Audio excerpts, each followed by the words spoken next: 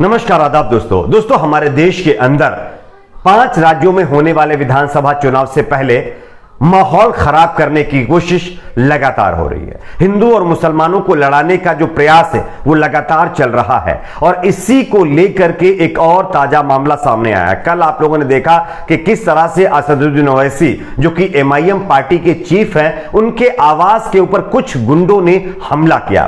खैर, इनको हम गुंडे ही कहेंगे क्योंकि इनको धर्म से कोई मतलब नहीं है। ये किसी भी धर्म के नहीं है, ना अपने धर्म के हैं ना दूसरे धर्म के हैं। तो इन्होंने हमला किया है और अब इसी मामले को लेकर के एक और बड़ा खुलासा हुआ है और एक वीडियो रिलीज किया गया है जिसको देख करके आप शॉक्ड हो जाएंगे। आगे हम आपको वीडियो दिखाएंगे कि किस तरह से एक संगठन से जुड़े हुए गुंडों ने ओवैसी के घर के ऊपर हमला किया है। साथ ही साथ ओवैसी की तरफ से भी बड़ा बयान दिया गया। दूसरी एक और बड़ी खबर, हमारे देश में हिंदू और मुसलमानों के नाम पर राजनीति करने वाली पार्टियों की पोल खोलने वाली एक खबर सामने आ रही है। आरटीआई में बड़ा खुलासा हुआ है जिसके बाद तमाम राजनीतिक पार्टियों के अंदर हड़कंप मच गया है। इसकी भी जानकारी देंगे। वहीं अगली एक और बड़ी खबर में हम आपको बताएंगे कि बीजेपी के एक और नेता और एमएलए का मस्जिदों के खिलाफ बड़ा ऐलान। उन्होंने एक और विवादित बयान हिंदू मुसलमानों को लड़वाने के लिए किया है। किस तरह से, इसकी भी जानकारी देंगे। उससे पहले छोटी सी रिक्वेस्ट दोस्तों, क्या आपको भी लगता है कि आज हमारे देश को भाईचारा, एकता की जरूरत है? सभी धर्म के लोगों को एक साथ रहने की जरूरत है? अगर हां आपका आंसर है तो नीचे कमेंट सेक्शन में अपनी राय को जरूर शेयर करिए, इस पर 2 शब्द जरूर लिखिए। और हां, अगर आपको भी लगता है कि भाईचारा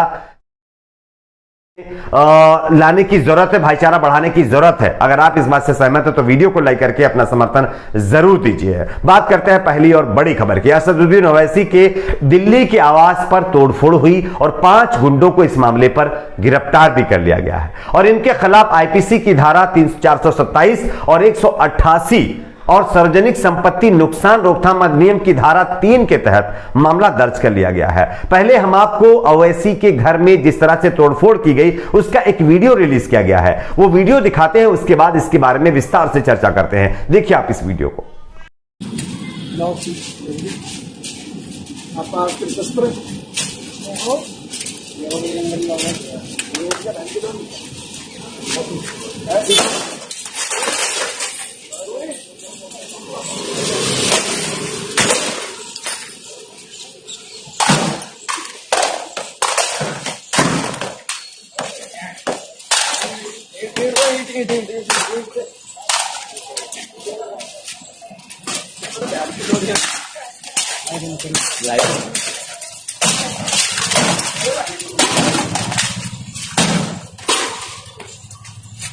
तो जैसा कि आप लोगों ने इस वीडियो को देखा, इस वीडियो के अंदर, खैर मैं इनको किसी धर्म का तो हम कह नहीं सकते कि ये ठेकेदार हैं, क्योंकि ये वो लोग हैं जो सिर्फ फसाद करने के लिए बने हैं। जानकारी के मुताबिक ये हिंदू सेना अपने आप को बताते हैं, हिंदू सेना के कार्यकर्ता हैं, लेकिन अगर ये हिंदू शब्द अपनी सेना के सामने लगा रहे हैं तो ये गलत है, क्योंकि हिंदू धर्म एक ऐसा सनातन धर्म है जो कभी भी ये नहीं यानी इजाजत देता कि आप दूसरे धर्म से जुड़े हुए लोगों को या किसी के हक को आप जो है दबाइए। खैर, अभी इस मामले पर बताया जा रहा है कि पुलिस ने 5 लोगों को गिरफ्तार कर लिया है। आप लोगों ने देखा कि किस तरह से घर के ऊपर तोड़फोड़ की जा रही है, खुलेआम, वो भी दिल्ली के अंदर, हमारे देश की राजधानी के ऊपर, वो भी एक सांसद के घर पर। गृह मंत्री अमित शाह जी के अंडर में दिल्ली पुलिस का कार्यभार आता है, गृह मंत्रालय के अंडर में दिल्ली पुलिस काम करती है, जो ये दावा करती है कि हमारी पुलिस रहने की मतलब जो है वजह से दिल्ली में कोई कुछ नहीं कर सकता। लॉ एंड ऑर्डर पूरी तरह से यहां पर जो है मेंटेन है, लेकिन लॉ एंड ऑर्डर का हाल क्या है ये आपको मैंने दिखा दिया है। खैर, इस मामले पर अब असदुद्दीन ओवैसी ने भी एक बयान दिया है। पहले आप उनके बयान को भी सुन लीजिए, उसके बाद आगे हम चर्चा करेंगे। आपके घर पर जो है वहाँ पर दिल्ली में हमला हुआ है और डीसीपी ने बताया कुछ लोगों को डिटेन भी किया गया है। हिंदू सेना के लोग थे। यही तो रेडिकलाइज्ड हो चुके हैं लोग और इनके रेडिकलाइजेशन की जिम्मेदारी बीजेपी सरकार पर आती है। तो यही तो हम बता रहे हैं कि एक सांसद के घर पर अगर इस तरह हमला होगा तो क्या मैसेज जा रहा है पूरे देश में, पूरे दुनिया में। तो जैसा कि आप लोगों ने ये बयान सुना, ये ओवैसी जी का बयान है। साथ ही साथ उन्होंने ट्वीट करते हुए भी कुछ बातें लिखी हैं जो मैं आपको पढ़ के बताना चाहता हूं। असदुद्दीन ओवैसी ने इस मामले पर ट्वीट किया कि आज कुछ उग्रवादी गुंडों ने मेरे दिल्ली के मकान में तोड़फोड़ की।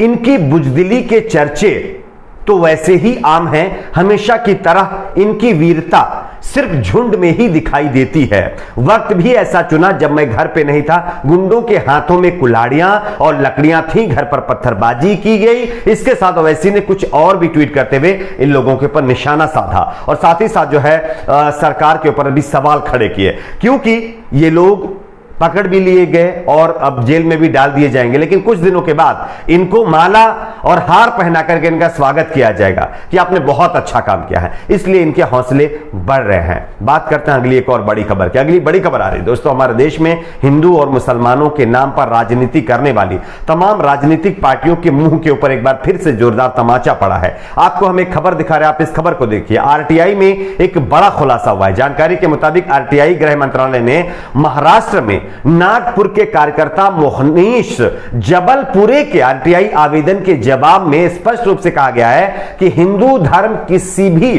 तथाकथित खतरे से संबंधित कोई रिकॉर्ड या सबूत नहीं है। आप सभी देख रहे होंगे कि जैसे जैसे चुनाव करीब आ रहे हैं 5 राज्यों के, वैसे वैसे हिंदू खतरे में हो जाएगा, हिंदुओं के साथ ऐसा हो जाएगा, ये हो जाएगा, वो हो जाएगा, ऐसे तमाम जो है चीजों को लोगों के बीच फैलाने की कोशिश की जा रही है ताकि लोगों के अंदर जो है भय पैदा हो, डर पैदा हो और उस डर का फायदा राजनीतिक पार्टियों को मिले वोट पा करके।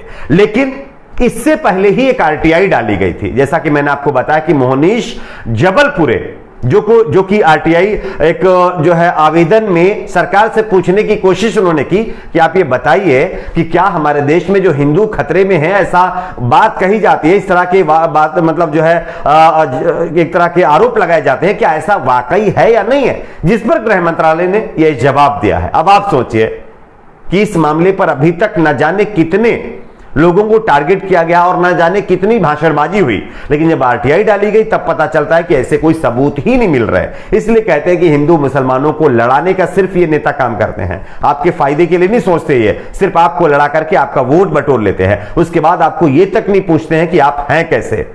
जितनी खातिर, जितनी जो है इज्जत आपको चुनाव के वक्त ये नेता देते हैं ना, चुनाव के बाद आपका हाल तक नहीं पूछेंगे। आप अगर निकल रहे होंगे तो मुंह छुपा करके भाग जाएंगे, ये ऐसा हाल है। खैर, आपकी अपनी इस पर क्या राय है नीचे कमेंट सेक्शन में जरूर बताएं। बात करते हैं अगली एक और बड़ी खबर की।